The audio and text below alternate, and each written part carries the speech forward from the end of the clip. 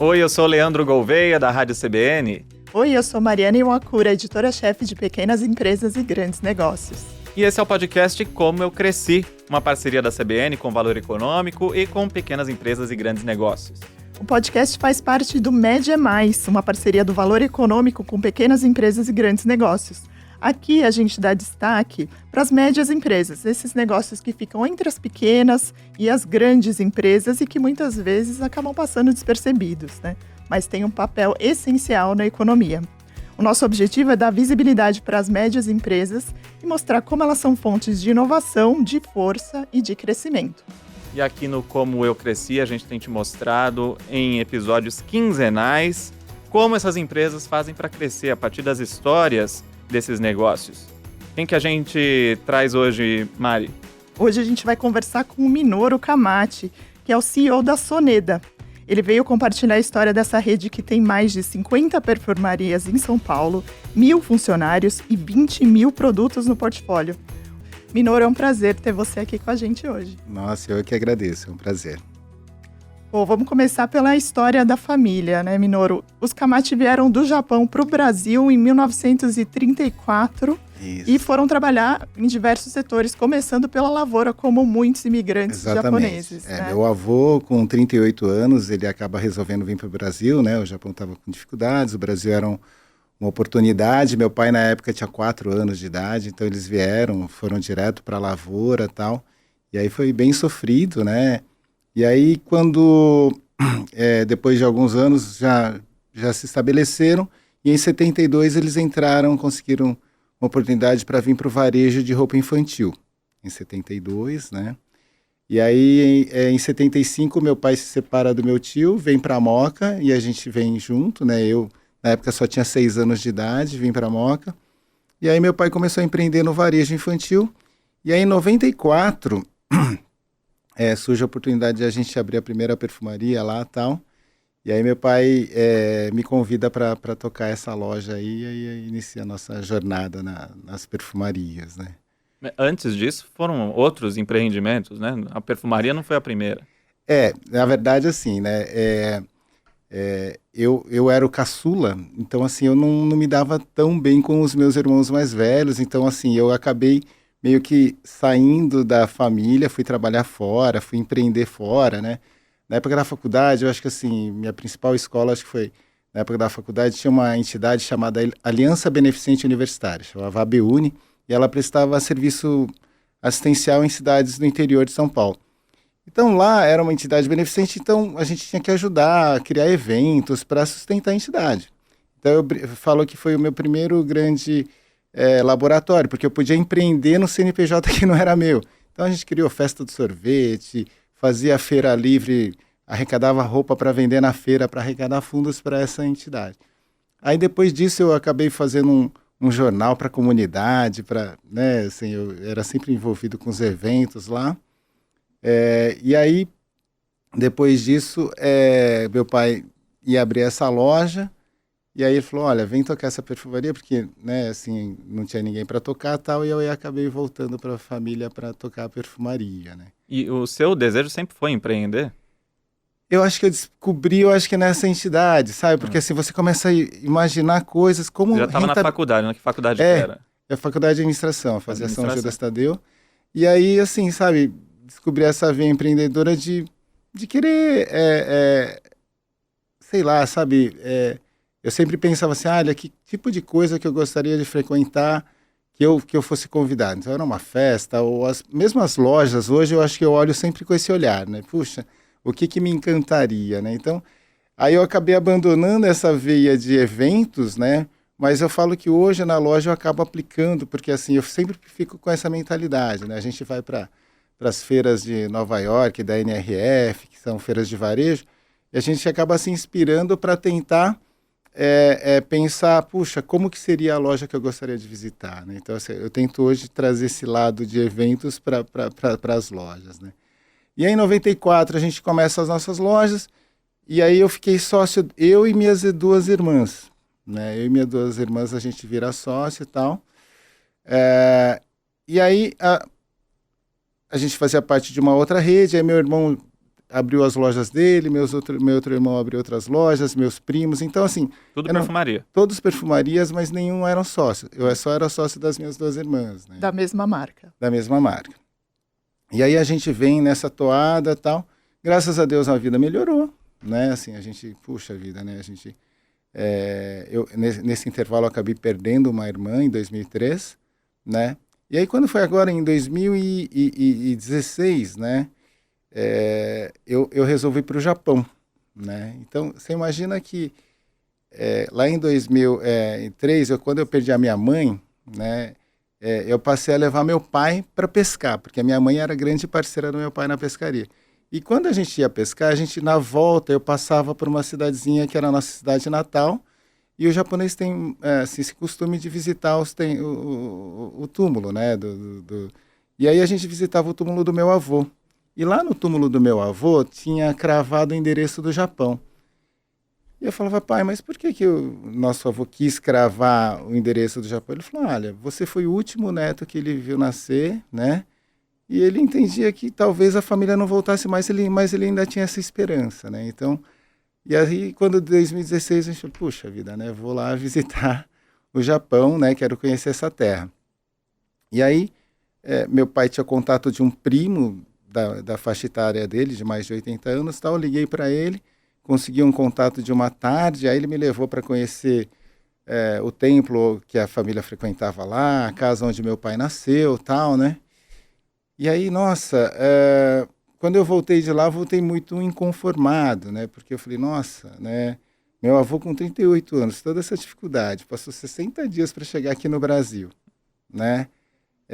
Trabalhou na lavoura pra caramba. E hoje, cada um da família está cada um pro seu lado. Isso me trouxe muito... Eu fiquei meio inconformado. Falei, poxa, eu encontro com meu sobrinho de vez em quando, ou tem uma missa, ou tem um aniversário, sabe? A gente praticamente não tinha esse convívio familiar, né? Então, quando eu volto, eu falo assim, puxa, eu reuni todo mundo, né? Meus irmãos e primos, aí eu coloquei na parede assim, né? Olha, de que forma a gente pode garantir um futuro melhor para a nossa família, né? E aí, a gente começou a conversar, né? Isso foi... Eu voltei de julho de 2016, em setembro eu organizei essa reunião, e aí a partir daí a gente começou a se reunir, né? Daí a 6 meses a gente começou a negociar algumas coisinhas juntos, né? Olha, vamos comprar tal empresa junto. Então eu não sabia quanto meu irmão vendia, quanto meu primo vendia, as negociações eram totalmente independentes, né? E aí começou a ter uma sinergia maior, né? E aí no final de 2017, uma outra rede concorrente nos oferece 10 lojas para comprar. Olha, você não quer comprar essas 10 lojas, né?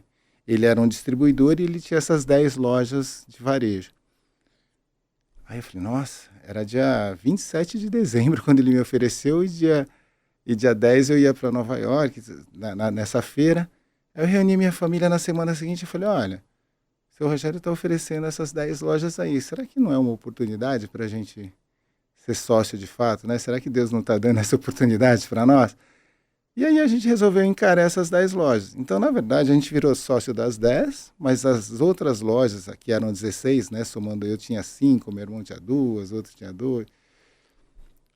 A gente ainda não era sócio. Então a gente começou a empreender junto ali, um laboratório nessas 10, e aí o negócio começou a evoluir. E a gente falou, puxa, está funcionando, né? Para isso, quando a gente resolveu comprar essas 10 lojas, a gente resolveu fundar uma nova marca, né? Porque não fazia sentido nem a nossa marca anterior e nem essa que a gente estava comprando. E aí a gente precisava de um nome, né? Poxa, mas que nome? E o Google foi fantástico, porque quando você tira a foto no Japão, aparece lá o endereço, né? A região onde você tirou a foto. E Soneda, na verdade, é a região onde meus pais nasceram, meu pai nasceu, meu avô, toda a família viveu no Japão. Então a gente resolve batizar a bandeira com esse nome, né? Então, Isso assim, foi quando? 2018. 2018, bem recente. 2018 a gente resolve fundar a bandeira, né? E aí são quantos sócios, então? São 6 famílias, né? Então hoje eu estou CEO, né? E aí a gente tem um conselho familiar, tem mais 2 conselheiros externos, né? E praticamente todos os principais executivos são sobrinhos. né? Então, assim, o comercial, RH, marketing, financeiro, administrativo, expansão, assim, são todos sobrinhos, né? Então, está sendo a forma pela qual a gente resolveu evoluir, né? Agora, lá no começo, né? Como é que Tá. escolhe um ramo? Por que a perfumaria? Já que vocês já tinham tido outros empreendimentos em outras áreas, até karaokê, né? Na verdade, assim, né? Karaokê era, sabe aquele negócio assim, sabe? Puxa, eu era cliente, frequentador, né? E aí você fala assim, poxa, eu sempre tive vontade, falei, olha, vou ter antes de casar. Então eu acabei tendo a oportunidade, né? O karaokê que eu frequentava, que era ali na Alameda Lorena, eles resolveram fechar e vender, aí eu resolvi comprá-lo. Conheci minha esposa lá em 98, casei em 2005, e aí quando eu resolvi casar, eu falei, olha, agora eu saio da noite, porque não faz sentido eu continuar na noite, entendeu? Né? Mas acho que assim, o ramo de perfumaria, na verdade, se a gente pensar, né, eu sou filho sou caçula de 6 filhos, né? Então, a gente entrou no ramo de roupa infantil, e se você parar para pensar, com o decorrer dos anos, as famílias deixaram de ter tantos filhos. Então foi um mercado que começou a encolher, né, assim, sabe? Na minha teoria, né? Então a gente resolveu diversificar e como tinham parentes diversificando com perfumaria e estavam dando bem, a gente acabou apostando nesse ramo também. E como foi essa trajetória empreendedora de vocês, né, que foi seguindo por todas as gerações que vieram depois da primeira, né, dos imigrantes?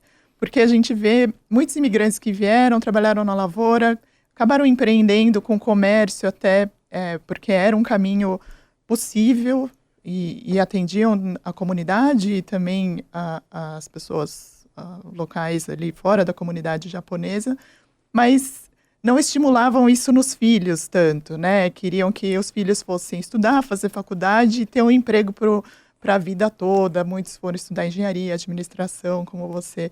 Isso foi estimulado ali, que vocês seguissem no empreendedorismo, com todos os riscos que vêm com isso? Eu acho que esse é um ponto bem legal que você traz, porque é uma conversa que até a gente teve com os nossos sobrinhos, né? Porque assim, você imagina que meu pai foi da lavoura, né? E aí quando a gente vem pro comércio, então eu era muito novo. Então assim, mais meu pai e meus irmãos que trabalharam mais, né? Então, meu irmão, o Érico, ele sempre fala, né? Puxa, qualquer coisa é melhor que a lavoura. Meu pai também. Então eles deram muito sangue para que o varejo desse certo.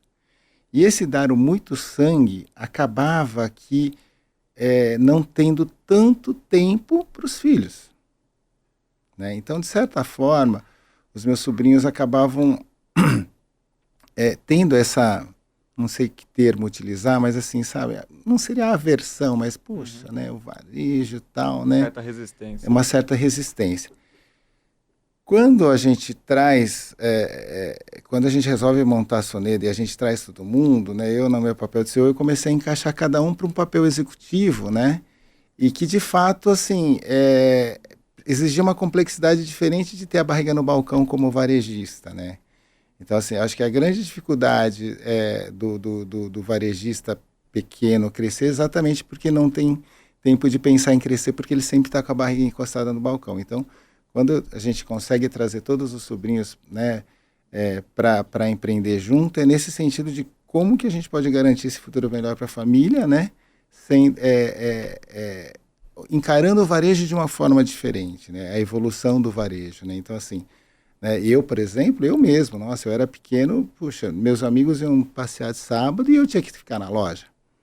Então, eu também já cresci com essa resistência, puxa, varejo, né, o feirante fala, tem que trabalhar de domingo, sabe? Então, esses são pontos que de fato, né, a gente acaba inconscientemente criando essa resistência, mas para eles era muito melhor aquilo do que a lavoura, né? Então, assim, são pontos que a gente vem tentando desenvolver. Por isso que, assim, nem todos eles estudaram para as funções que eles estão exercendo hoje, né? Então, o que a gente tem feito internamente, né? A gente tem trazido mentores do mercado para trazer esse conhecimento externo para... Então, assim, por exemplo, o meu sobrinho que cuida do comercial, a gente já trouxe um mentor que foi X anos da Riachuelo, diretor comercial, tal, plugamos ele 2 anos lá para trazer essa bagagem que ele não teve lá fora, sabe? A minha sobrinha do RH, a gente trouxe alguém da Pernambucanas também, plugamos lá, né? De operações a mesma coisa, a gente trouxe alguém do mercado, sabe? Do marketing. Então, assim, a gente tem feito essa jornada para estar... Porque era mais fácil trazer um executivo para a cadeira, mas aí o conhecimento também não ficaria na família, né? E a primeira perfumaria mesmo foi então em 94. 92, porque era de um primo meu, mas a minha primeira foi em 94. E você chegou a ter negócios concomitantes de áreas diferentes ou não? Então, Abriu a perfumaria, só a perfumaria? Como é que foi isso? Então, 94 a gente abre a perfumaria, né? E foi ali na Paz de Barros. E em 97 eu acabo comprando esse karaokê que tava... Então, por muitos anos eu fiquei tocando as duas ali, né? E é engraçado, né? Assim, eu acabei fazendo um curso de liderança tal em 2000, né? E ele me despertou assim, falou assim, olha, você precisa ter muito foco, né? Você fica...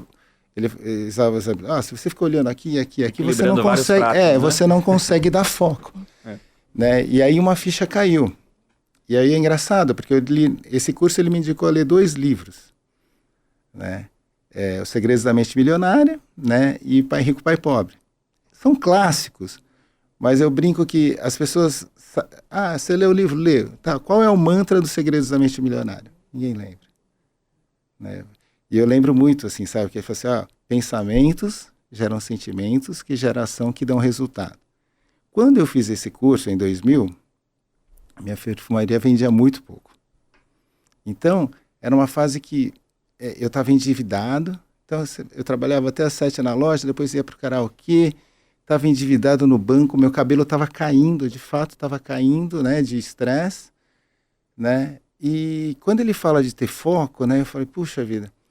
E aí eu descubro que uma outra perfumaria do mesmo grupo faturava 10 vezes mais do que eu. E eu fiquei indignado. Falei, né, do mesmo grupo que você diz da família. Um primo lá. Eu falei assim, poxa, né, ele acorda a mesma hora que eu, dorme a mesma hora que eu, fatura 10 vezes mais que eu, né? Então, pensamento, eu sou um fracassado, né?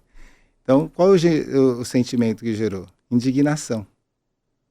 E aí e a ação foi exatamente eu comecei a correr atrás. Essa indignação, né, indignação me trouxe a ação. Eu comecei a querer chegar nas 10 vezes. Se ele consegue, eu também consigo. E esse eu acho que foi o grande ponto da minha virada. Porque essa indignação, nossa, eu falava, não é possível. O que ele faz que eu não faço? Sabe? E aí eu comecei a, de fato, tentar buscar sempre mais. E aí foi uma jornada que começou... E até então você tinha uma loja só, uma perfumaria. Só tinha uma loja só. E aí a gente começa, não, putz, né, preciso... Ele falava de colocar metas, né, de pequeno, médio e longo prazo, e eu comecei a colocar as metas e comecei a correr atrás. E, de fato, a coisa, de fato, mudou. Então, assim, sabe, eu sempre recomendo esse livro porque, assim, mudou a minha vida, né, essas indignações que geram a ação, de fato, né, então... E o que você identificou que precisava mudar nessa ocasião? Foco. Realmente, eu acho que, assim... É que, assim, Minoro, eu nunca pensei muito no dinheiro, de fato, assim, sabe? Eu sempre penso, assim...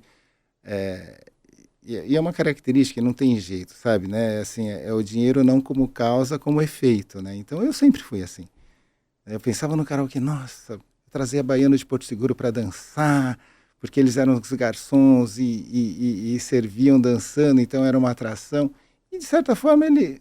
acabava sendo legal, mas o resultado financeiro era muito baixo, né? E na loja, assim, quando de fato, né, eu fiz esse curso, eu comecei de fato a ser perfeccionista de não ter ruptura, de ser um negócio muito fora da curva, assim, sabe? Então acho que assim deu uma chacoalhada nesse sentido para mim.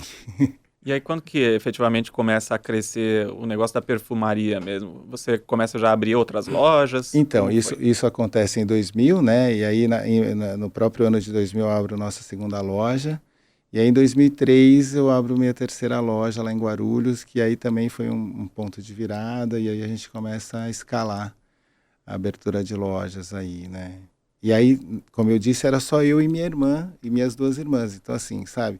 de certa forma, o nosso núcleo ali começou a desenvolver um pouco mais rápido, né? Então, e isso me causava um pouco de incômodo, né? Porque, poxa, eu falei assim, quando eu fui para o Japão, eu falei, puxa, eu gostaria muito que a minha família estivesse aqui. Né? Em 2016, quando eu fui, eu fiquei imaginando como seria, né, estar com todos lá. E aí, quando a gente fundou a Soneda em 2018, né, a gente combinou exatamente isso. Olha, quando a Soneda completar 5 anos, a gente vai todo mundo para o Japão. Né? Eu falei, ó, vamos todos para o Japão conhecer a terra dos nossos antepassados. E assim a gente fez ano passado. Fomos em 14 fundadores lá, conhecer a terra natal. Assim, foi uma viagem incrível, né? De fato, de reconexão aí aos antepassados aí que tanto fizeram por nós, tal. E a gente acabou conhecendo familiares que a gente nem sabia que existiam. Para falar a verdade, foi incrível a viagem, assim. A gente criou uma árvore genealógica daqui do Brasil, né? Para mim poder deixar lá no templo. A gente já não tinha. Eu tentei contato com esse primo do meu pai, ele já tinha falecido, então eu já não tinha mais contato com ninguém. E aí quando eu levo essa árvore genealógica para lá, né? Deus é incrível, porque os parentes de lá também tem um parente que é historiador e ele estava fazendo a árvore genealógica da família de lá. E quando chegou nesse meu avô que veio para o Brasil, ele já não tinha mais informação. E ele começou a dar Google e procurar. E ele chegou a entrar em contato com uma associação aqui do Brasil, que me mandou uma carta, mas por causa do endereço não chegou. E aí ele descobriu que a gente ia fazer uma missa lá no Japão, aí eles foram lá, a gente se encontrou e foi incrível. Assim, eles estão até vindo agora para o Brasil mês que vem aqui para a gente poder apresentar o Brasil para eles, né? Então... E como foi o processo de convencimento desses familiares todos? Cada um estava com seu negócio, né, seu grupo de perfumarias, e você foi para o Japão, voltou com essa ideia e precisou convencer essas pessoas. Não necessariamente estava todo mundo ali pronto para dar esse salto, né? Eu acho que assim, né, que nem eu falei para você, a gente fez uma roda lá e a gente partiu do princípio que a gente ia fazer uma carta de valor daquele grupo lá, né? E a gente começou a falar exatamente, olha, vamos ser transparentes, vamos ser sinceros, né? O que dói, como que a gente pode de fato garantir esse futuro melhor para a família? Porque a gente estava numa situação, né? Assim, eu não encontrava com meus parentes, né? É um negócio confortável, mas ok, né? Mas como evoluir isso? Então, assim, na verdade... Não é que não foi difícil, mas acho que assim, nem todos vieram, mas que vieram a realmente abraçar, entendeu? Então, assim, foi porque eles também sentiam essa carência. Uhum. E talvez nem sentissem, mas também, assim, não tinham noção do que o tempo que a gente estava perdendo, né? Então, assim, hoje, para você ter uma ideia, a gente contrata uma cozinheira que cozinha para nós todos os dias. Então, eu almoço com todos os meus irmãos, com os meus primos, os meus sobrinhos todos os dias praticamente. Então, assim, se a gente se encontrava 5 vezes por ano, agora a gente se encontra 5 vezes por semana. Eu acho que isso que não tem preço. Uhum. Acho que isso que de fato é a jornada que de fato tá valendo a pena mesmo, né? Então foi mais um argumento de integração da família do que um plano de negócios. Sim, total. Porque quando a gente falou de garantir um futuro melhor para a família, não necessariamente a gente falou de negócios. Nesse primeiro momento, por isso que eu falei que só depois de 6 meses a gente veio fazer algum tipo de negócio junto. Porque nesse primeiro momento a gente simplesmente se juntou lá e, olha, vamos tocar, né? Assim, sabe? Então, assim, trocando expertise, mas cada um com seu CNPJ separado. Né? E quando a gente começou a ver a sinergia de fato acontecendo, que as coisas começaram a acontecer de fato, assim, né? Que mudanças que você teve que fazer no seu negócio nessa virada para a Soneda? Tá. Né? Que coisas que existiam no seu modelo ali de trabalho que acabaram mudando para o crescimento do grupo? Então, essa consciência de pensar em cadeia não é fácil, né? Porque assim, uma coisa é eu comprar para 3, 4, 5 lojas, e eu sou muito mais rápido para resolver o problema das 5 lojas. Estou o dia todo falando, então eu conseguia ter muito mais proximidade, ação e resultado mais rápido. Quando a gente escalou para 16 e depois para 26, a gente não tinha estrutura, nem sistema para isso. Então, assim, teoricamente, antigamente eu tinha um comprador por loja, eu tinha um financeiro por loja, só que aí não fazia sentido eu ter 16, depois nem 26 fazendo a mesma coisa. Então a gente precisava de fato, não, você vai cuidar do RH, você vai cuidar da compras, você vai cuidar do financeiro. E fazer essa transição não é fácil, né? Então, assim, sabe, né, era uma das discussões com os meus irmãos, poxa, liga lá que tá zerado esse produto, precisam ter logo. Sim, eu sei que tem que ter logo, só que a compradora lá, que tem que comprar essa marca, ela tá cheia de coisa para fazer e ela não consegue parar agora. Então, esse imediatismo que a gente tinha, né, a gente acaba ficando mais robusto e essa agilidade a gente acaba perdendo. E isso é uma dor. Isso é uma dor grande, né, mas que a gente está tendo que entender que é um prol de um negócio maior, né? Então, acho que assim, é uma curva de maturidade nessa evolução. Que assim. é uma característica de um negócio maior mesmo. Porque assim, você acaba trabalhando mais por dados, né? Então, acho que assim, hoje é uma coisa que eu ainda brigo bastante com os meus sobrinhos, que assim, né, que eu gostaria que eles passassem pelo menos 20 a 30% do tempo deles em loja, né? Que é de fato onde a magia acontece. Então, por exemplo, sexta e sábado são os dias que eu gosto de rodar a loja, né? Então eu falo que assim, quando e agora que eles são pais, né, eu falo assim, vocês administrarem a loja aqui da central é como você ter seu filho na telemedicina lá. Olha, o médico tá na tela lá, tá tudo bem, não, tá, né? Você tá vendo aqui, tá faltando produto, quebrou o ar-condicionado, Agora, você tá ali na loja, a cliente reclamando, acabou o produto, não tem esse produto, tá quente, porque... Sabe? A indignação, de novo, a indignação vai fazer você ter uma ação mais imediata, mais rápida, né? Então, acho que assim, essa hoje que é uma coisa que eu brigo bastante para que eles possam ir cada vez mais nas lojas, né? Porque a gente acaba virando escravo do escritório, né? Então, assim, e a magia acontece lá no chão de loja, né? Essa é uma dor que, de fato, a gente tem. E vocês mudaram um pouco o foco, né, de consumidor da classe C para as classes A e B. Por quê e quando isso aconteceu? Tá bom. Então, como eu falei, a primeira loja foi em Franco da Rocha, né? E assim, a perfumaria raiz que a gente... Porque você imagina, a perfumaria, teoricamente, você fala assim, poxa, é perfume, né? Então, eu não sei por que lá atrás perfumaria virou um negócio nas periferias, um negócio de perfumaria onde vende de tudo, né? Então, a ficha virou quando eu fui alugar a nossa loja ali da Rua Augusta, né? A gente foi conversar com o pessoal do Banco Safra, que era o proprietário, e eles falaram, mas você vai alugar esse salão todo só para vender perfume? E não tinha só homem na sala, né? Na mesa. Não, a perfumaria é muito mais do que perfume, né? A gente tem cabelo, aliás, 50% do negócio é cabelo. Eu achei que era só perfume. Então aí caiu uma ficha. Falei, puxa vida, onde será que essa mulherada aqui está comprando produto de beleza? Nessas outras regiões um pouco mais B, né? E aí a gente abre a loja ali da Augusta, graças a Deus é um sucesso. Aí a gente fala, puxa, aí eles nos convidam para abrir uma loja ali na Paulista. Falei, puxa vida, eu acho que a gente é muito mais do que perfumaria. Por isso que a gente muda, faz essa transição para ser a casa da beleza de fato, né? Porque é muito mais abrangente, é muito mais do que a gente entrega hoje, né? Então, acho que assim, era uma transição de mindset, de mentalidade mesmo, porque a gente, num primeiro momento, entendia que todo mundo entendia o que era uma perfumaria, mas, na verdade, a classe B e A não entende o que é perfumaria, né?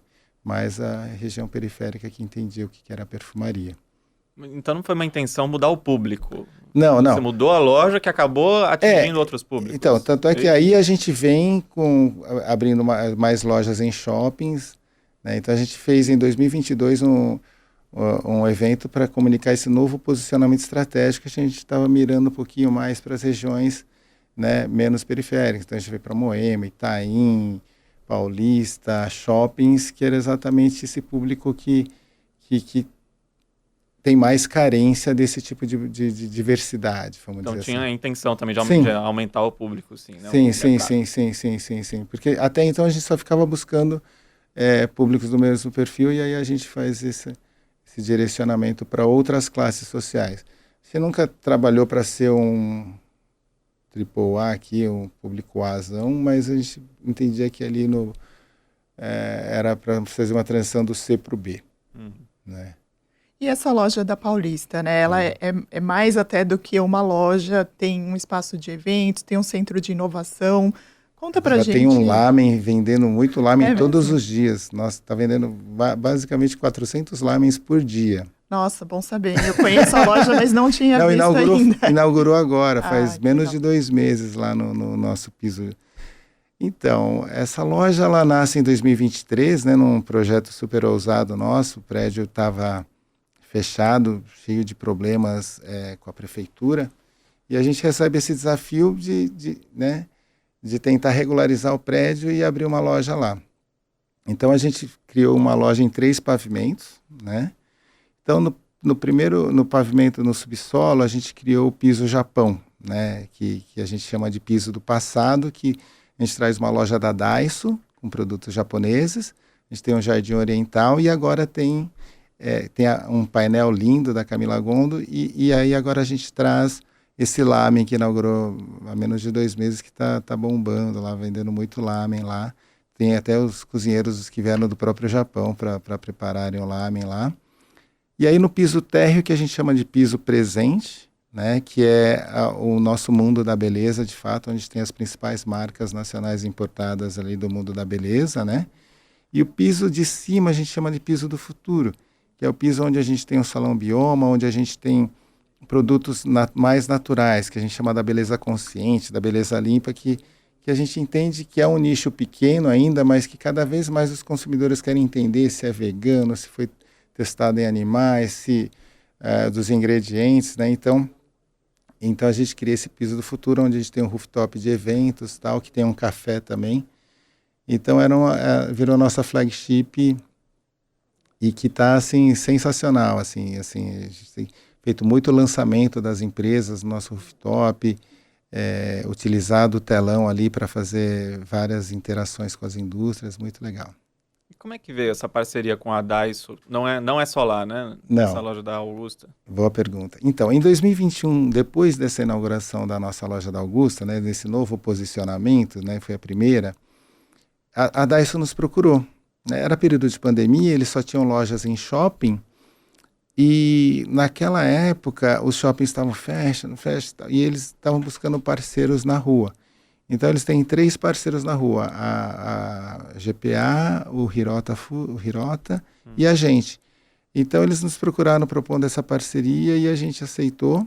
Né? Então hoje nós somos parceiros com lojas Store in Store, né? Loja dentro de loja aqui na capital de São Paulo. Né? E algumas regiões, por exemplo, lá na Alta Paulista, onde Bauru, Araçatuba, Prudente, Marília, nós somos o franqueado deles. Imagina uma loja que tem uma fachada de Daiso, uma fachada de Sonedo e o caixa lá no fundo ele atende as duas atende as 2 operações. A gente fez isso em Bauru, é um sucesso. A gente fez isso em Araçatuba e agora a gente vai fazer em Vila Velha. Que vantagem que tem isso e quais são os termos desse acordo aí? Na verdade, a gente acaba sendo um franqueado distribuidor. Então, assim, primeiro que tem muita sinergia entre os produtos. Ele não é concorrente. Então, você não deixa de comprar um shampoo porque você comprou uma Daiso e nem você deixa de comprar uma Daiso porque você comprou o shampoo. Então, eu acho que eles acabam... A Daiso tem utilidades domésticas, Tem utilidades domésticas, papelaria, talheres. Mas tem papelaria, tem pet... É aquele lugar bem que com R$100 você é rico. Então, assim, acaba se tornando, principalmente, vamos dizer, para o público feminino, uma coisa assim de higiene mental, que ela vai lá sem saber buscando alguma coisa, mas ela sempre acaba sai lá com alguma coisa. Né? Então, a gente entendeu que era um formato legal, que, assim, era complementar, de fato, ali, né, a experiência. Então, a gente tem um ganho operacional, porque a gente acaba tendo menos... funcionários por causa dessa operação integrada, né? Porque os caixas, o estoque é tudo o mesmo, né? Então, a gente viu bastante sinergia e tem dado muito certo. Mas é um contrato de franquia, então... Nessas regiões, sim. Aqui em São Paulo eu sou Store in Store, mas basicamente eu preciso seguir a regra de preço deles. Então, se ele tem uma tabela de preço, eu preciso seguir, de fato, esses preços, né? Mas o estoque é de vocês? Eu compro e revendo. Tá. Eu compro e revendo. E foi legal, porque assim, na verdade foi uma operação que eles procuraram outros grupos de perfumaria e não aceitaram. E eu estava buscando, na verdade, alguém para ampliar esse mix, e aí foi um casamento. Legal. E vocês estão planejando mais outros acordos com outras marcas dessa forma? Eu sei que você acabou de mencionar que tem lançamentos de marcas, né, na Flagship. Como que vocês lidam e pretendem lidar com outras marcas? Então, agora sim, né, a gente tem o mercado, né, o Korean Beauty, né, o mercado coreano tem crescido bastante, o mercado japonês também tem crescido bastante de beleza. Então, hoje a gente tem sido a loja que mais tem, né, esse nicho de produtos japoneses e coreanos aqui em São Paulo. E a gente começou a trazer agora uma marca coreana com exclusividade para o Brasil, chama Nua, né, que ela é especialista em skincare. Então, assim, esse é o mercado que a gente está dedicando muita energia aí, porque, de fato, além dos produtos serem muito bons, né, assim, tem uma demanda muito alta. Assim, a gente nem consegue hoje ter estoque para mandar para 50 lojas. Então, agora que a gente ampliou para 25 lojas, mas porque realmente é um mercado em desenvolvimento agora. Qual que é o motivo desse crescimento, desse interesse aí? Olha, vou te dizer que é qualidade. De fato, assim, você vê muito poucos comentários ruins. Assim, o que me surpreendeu recentemente, porque assim, o skincare coreano ele já era famoso, mas o cabelo japonês não era tanto. Mas assim, tá um sucesso absurdo, assim, sabe, das clientes usarem e realmente atestarem que a qualidade é muito, muito boa, assim, o custo-benefício é muito bom. Então, assim, a gente está bem impressionado com o sucesso desses produtos. Eu imaginava assim, né? Porque eu falava assim, na minha cabeça era inconcebível, porque eu falava assim, olha, aqui no Brasil tem muito tipo de cabelo, né? São, sei lá, 16, 18, né? A miscigenação é muito grande. E no Japão, na Coreia, o cabelo, né? Então eu imaginava que era um negócio assim um pouquinho mais, né? Cabelo preto e tal. Não, mas é incrível.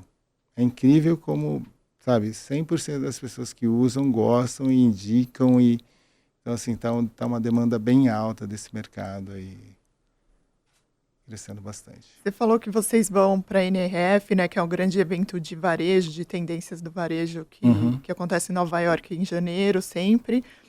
Como que vocês se mantêm à frente dessas tendências, de saber quais são essas marcas, o que a consumidora pode vir a querer, que ela nem sabe ainda que isso vai ser legal para ela? Nossa, é uma boa pergunta. Na verdade, assim, eu acabo indo para a NRF muitas vezes e até viajando, né? Então, assim, eu fui em 2019 para a China, estou pretendendo ir agora em abril de 2026. Não é nem tanto atrás de produto, mas eu acho que é mais atrás de inspiração, assim, sabe? Inspiração e na NRF em si, indignação. Né? Então, acho que assim, sabe, esse ano, por exemplo, fui para a NRF, aí a CIA falou, poxa, eu estou crescendo há 6 trimestres, a duplo dígito. Eu falei, caramba, os caras que estão tendo concorrência da Shopee, da Shein, de roupa, não sei o que, os caras estão crescendo e a gente fica reclamando do quê? Né? Então, assim, sabe, eu voltei muito indignado, sabe? Então, acho que assim, essas provocações que acabam, acho que fazendo sentido, a gente tá vendo o que o mercado, como que o mundo está fazendo e a gente acaba se inspirando, assim, buscando essas referências mesmo, né? E os sobrinhos, né, a próxima geração que está nas funções executivas da empresa agora, eles compartilham dessa indignação com você? Você chega e provoca todo mundo? Como que essa geração está chegando? Eu tenho buscado exatamente isso. Acho que assim, né? Acho que 50 lojas é um marco, a gente está, de fato, hoje avaliando, né? Assim, eu acho que assim, né? O que nos trouxe até os 50 não necessariamente vai ser a fórmula que vai levar a gente mais adiante, até 100 lojas. Então, a gente tem conversado bastante, né? Se eu sou o CEO indicado para estar fazendo essa transição, né? Então, acho que assim, é uma lição de casa interessante, assim, sabe? Se eles estão dispostos, né? Porque no começo era assim, sabe? Aí eu estou correndo uma maratona, o outro está correndo 100 metros rasos, o outro está correndo uma meia maratona. Então, a gente precisou alinhar essas expectativas e realidade. Hoje, né? Será que, né? é isso que vocês querem de fato, né? Tá pesado, não tá pesado, né? E tudo bem também, entendeu? Então, assim, hoje eu acho que, assim, esse é o meu desafio. Até para saber se eu tô na cadeira adequada hoje, né? Assim, a gente acaba fazendo tudo muito por intuição, muito por, né? Os conselheiros externos ajudam muito a nos orientar, tal, mas a gente nunca sabe, né? Assim, a gente tenta exatamente trazer esses conselheiros para nos ajudarem a orientar. Olha, vamos por aqui, aqui você já errou, então, né? Mas a gente não sabe qual, né? Por isso que assim, eu falo assim, a gente tem uma convicção de onde a gente quer chegar, mas quando o resultado às vezes não vem, a gente às vezes perde essa convicção. Então é importante a gente reafirmar sempre se esse é o caminho que a gente quer seguir. E se a gente tem o time adequado para chegar lá, né? E onde que vocês querem chegar? Hoje são 50 lojas. O que já está no radar? Não, então, assim, evolução é sempre, né? Então a gente montou hoje uma central que tem mais de 100 pessoas, né? Essa central, se a gente não estivesse pensando em expansão, talvez não havia necessidade para ter tanta gente, né? Então hoje a gente internalizou a contabilidade, porque a gente passou a fazer auditoria, e aí a auditoria, né, reclamava dos números da contabilidade, então, pelo amor de Deus, então vamos internalizar. Então, assim, a gente tem uma estrutura hoje robusta, assim, para dormir tranquilo. Então, assim, a nossa ideia é estar avançando. A gente cria um business, um planejamento de abrir 5, 6, 7 lojas por ano. Por ano. E a ideia é expandir sempre com lojas próprias? Vocês já pensaram no franchising para expansão? Então, nunca pensamos, mas eu sempre brinco que assim, né, como nós não somos monomarcas, somos multimarcas, eu fico tentando pensar em alguns casos de sucesso de multimarcas, entendeu? Né? Esse que eu acho que é o grande desafio, né? A gente fica pensando, poxa, né? Porque quando eu sou multimarca, qualquer um pode comprar aquelas marcas, então, né? E aí a gente lá, lucro real, fez tudo bonitinho, audita tudo, aí chega um informal lá, vende baratinho, aí você fala, puxa vida, né? Então, como eu garantir que o franqueado vai ter a rentabilidade que ele espera, né? Então, é esse que eu acho que é o nosso grande desafio, assim, sabe? Você falou mais cedo, né, antes da nossa conversa, que conseguiu ir para o Japão com a família, que era o que você queria fazer quando começaram a Soneda, né? Foi um fechamento de ciclo ali, poder levar a família e mostrar essa origem para... Não é nenhuma volta, porque muitas dessas pessoas nunca tinham ido ao Japão, imagino, Sim, né? Nunca tinham ido. Mas é um A maioria. fechamento de ciclo ali, de levar a família em si para o Japão e olhar para as origens, né? Como que você vê esse... É um cumprimento de missão para você, Minoru? Sem dúvida, é um cumprimento de missão. Eu acho que assim,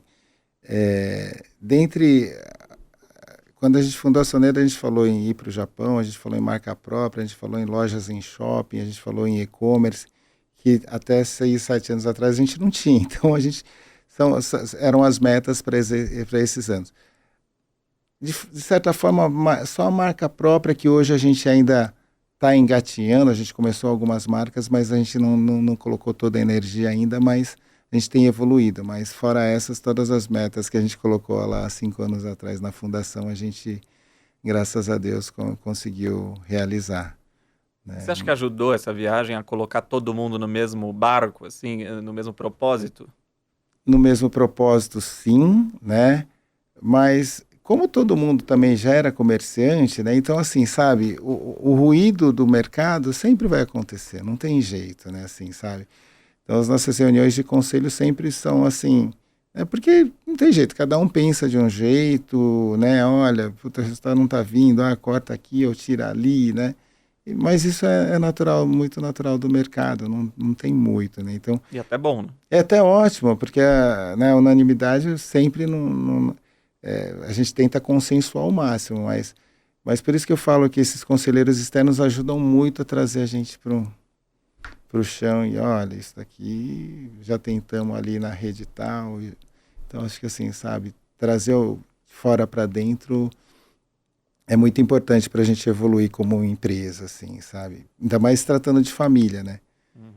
Até o respeito fica muito melhor, né? Porque assim, todo mundo fala mais baixinho, porque tem gente de fora, então acho que assim, fica legal. Tem visita, né? Tem visita, literalmente isso. Literalmente isso. Porque Isso. quando senão vira aquela italiano ou japonês, falando alto e tal. E quando tem visita, a gente se contém mais.